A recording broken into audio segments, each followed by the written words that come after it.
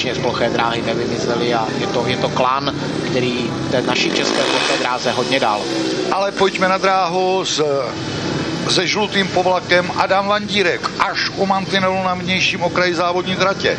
S bílým povlakem, s 9 Filip Šitera v barvách Plzně. Samozřejmě to napovídá ten bílý povlak.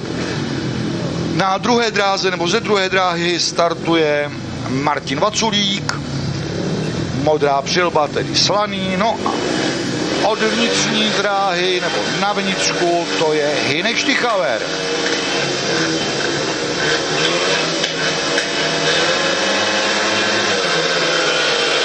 A je odstartováno. A je tam Šitera, ale velmi tvrdě na něj dotírá Vandírek. A Vandírek se dostal do čela, ale absolutně se ten start nepovedl slánskému juniorovi a v tuto chvíli, kdyby se Filipovi Šiterovi podařilo dostat ještě před Adama Vandírka, dalo by se říci, že to by byl výrazný krok plzeňských k tomu celkovému druhému místu, ale Adam Vandírek ten odstartoval výborně, drží si tu vedoucí pozici a v tuto chvíli i svým soupeřům odjíždí. Zatímco Martinovi Vaculíkovi se start do této jízdy nepovedl absolutně vůbec.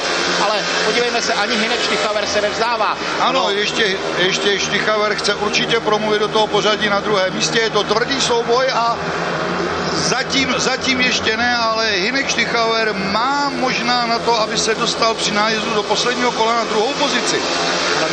Ale zatím v tuto chvíli tuto pozici uhájil a Filip Šitera a Hynek Štychaver, ten si musí dávat pozor na Martina Vaculíka, protože Martin Vaculík teď nabral rychlost a snaží se to právě v nájezdu do té cílové rovinky zvrátit ten osud autoklubu Slaný, kterému se tato jízda vůbec nepovedla, jízda, ve které zvítězil Adam Vandírek a v 17. jízdě připsal první 3 body pro jeho tým, pro tým Grapple Mšeno. Na druhém místě skončil Filip Šitera, připsal 2 body, 1 bod Hynek Štychaver a bez bodu v této jízdě Martin Vaculík.